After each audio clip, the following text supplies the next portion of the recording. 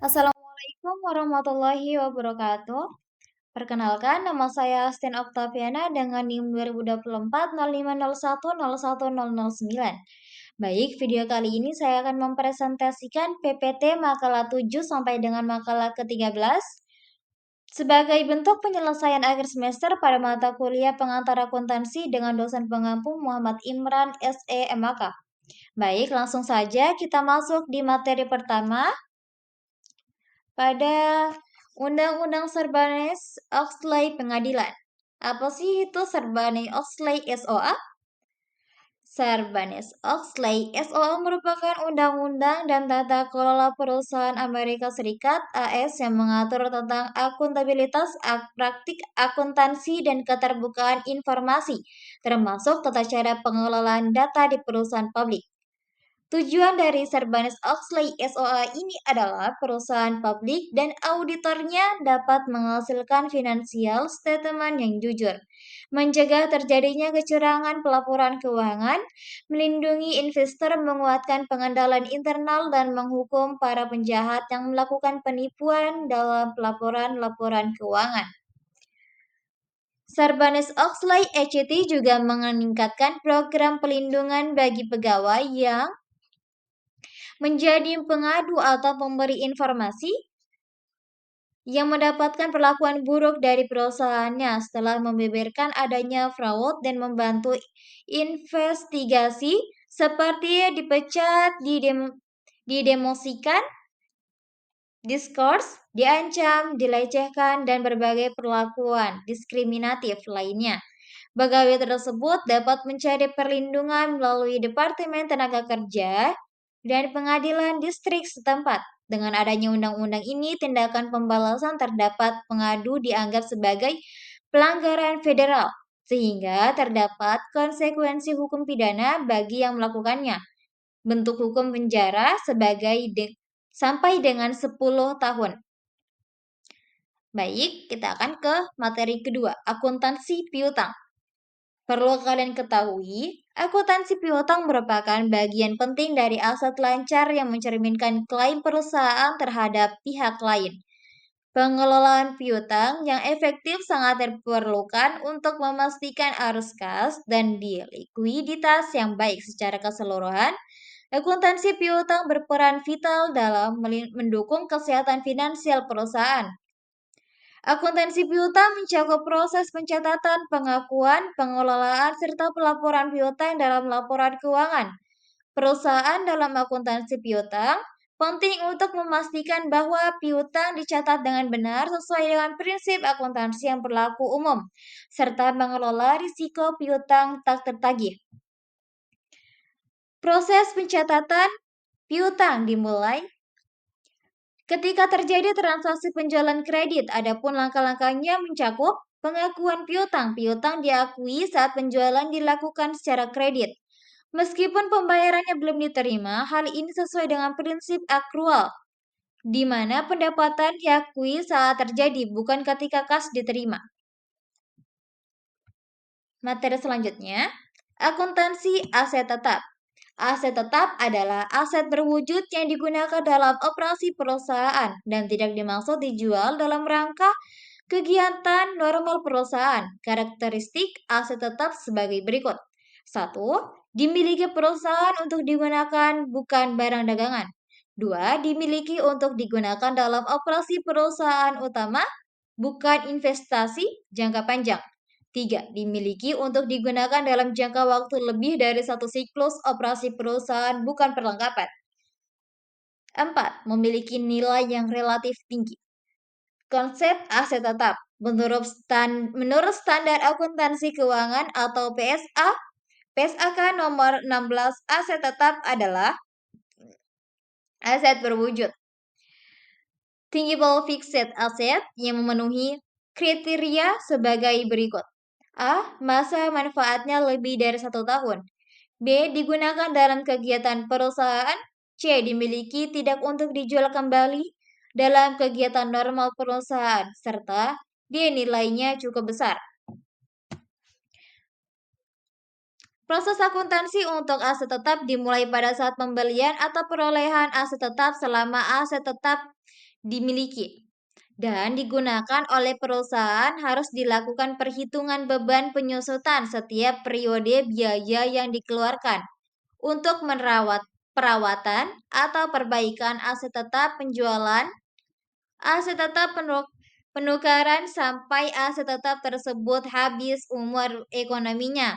Perlakuan di sini merupakan penetapan transaksi aset tetap yang telah diakui ke dalam akun-akun yang menampung mutasi, yaitu terdiri dari aset tetap merupakan akun yang menampung nilai perusahaan aset tetap yang telah diakui. Dua, akumulasi penyusutan aset tetap merupakan akun yang menampung jumlah kontan yang akumulasi penyusutan aset tetap. Terakhir, 3. Beban depresiasi penyusutan aset tetap merupakan akun yang menampung beban periode penyusutan aset tetap yang telah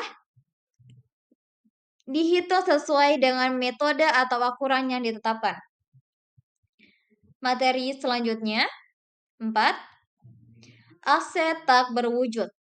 Aktiva tetap berwujud adalah aktiva yang umur ekonominya panjang dan memberikan manfaat bagi operasi perusahaan, tetapi tidak bentuk fisik. Aktiva ini berupa hak-hak istimewa atau pemilikan posisi yang menguntungkan perusahaan dalam memperoleh pendapatan. Prinsip akuntansi dasar untuk aktiva berwujud yaitu pada tak berwujud yaitu pada akuisisi. Menetapkan prinsip biaya selama periode penggunaan. Penetapan prinsip pembandingan pada disposisi. Menetapkan prinsip pendapatan keuntungan atau kerugian yang diakui atas pelepasan atau dengan selisih antar pertimbangan yang diterima. Bukti pemilikan aktiva tak berwujud bisa berupa kontrak, lisensi, atau dokumen lain. Aktiva tak berwujud mungkin timbul dari satu pemerintah, seperti hak paten, hak cipta, franchise, merek dagang, dan nama dagang. 2. Perusahaan lain, misalnya pembelian yang mencakup pembayaran untuk goodwill. Terakhir, perjanjian tertentu seperti franchise atau leasing. Lanjut pada materi selanjutnya. Liabilitas. Liabilitas atau kewajiban atau utang adalah pengorbanan manfaat ekonomi masa yang akan datang yang mungkin timbul dari kewajiban sekarang suatu entitas untuk menyerahkan aktiva atau menyediakan jasa kepada kesatuan lain di masa datang sebagai akibat transaksi atau kejadian masa lalu. Kriteria pengakuan kewajiban bergantung: A. Aset cukup pasti turun nilainya. B. Kewajiban cukup pasti timbul. C. Kejadian yang menjadikan kewajiban bergantung cukup pasti terjadi.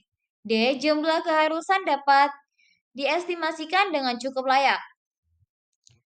Selanjutnya, akuntansi penggajian memiliki peran sangat penting dalam manajemen keuangan suatu perusahaan. Latar belakang dapat dilihat dari beberapa aspek berikut. 1. Pentingnya sumber daya manusia, resolusi dan perintah hukum, kewajiban pelaporan.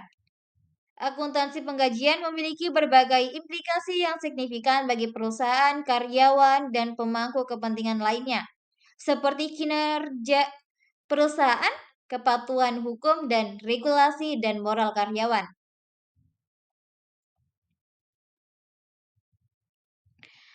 Adapun pengajian kewajiban lancar, dalam praktiknya kewajiban lancar biasanya dicatat dalam catatan akuntansi dan dilaporkan dalam laporan keuangan pada nilai penuh jatuh temponya. Karena singkatnya periode bentuk waktu yang terlibat, yang sering kali kurang dari 1 tahun. Akun kewajiban lancar biasanya disajikan sebagai klasifikasi pertama dalam kelompok kewajiban dan ekuitas pemegang saham di neraca. Dalam kelompok kewajiban lancar, akun-akun itu dapat dicantumkan menurut jatuh temponya dalam jumlah yang menurun atau menurun preferensi likuiditasnya. Lanjut materi selanjutnya atau materi terakhir. Akuntansi untuk persekutuan. Persekutuan Persekutuan prinsip merupakan gabungan antara dua orang atau lebih yang memiliki dan menjalankan untuk mendapatkan laba. Persekutuan dibentuk berdasarkan sebuah kontrak yang disebut perjanjian partnership agreement atau pasal persekutuan. Perjanjian tersebut harus mencantumkan pernyataan yang menyangkut hal-hal yang berhubungan dengan jumlah investasi yang perlu diinvestasikan, batas penarikan investasi, pembagian laba atau rugi, dan keikutsertaan dan pengunduran diri rekan. Salah satu bentuk persekutuan adalah persekutuan terbatas, yang merupakan badan hukum yang unik yang mendukung rekan yang tidak terlihat dalam kegiatan operasi perusahaan untuk memiliki kewajiban yang terbatas.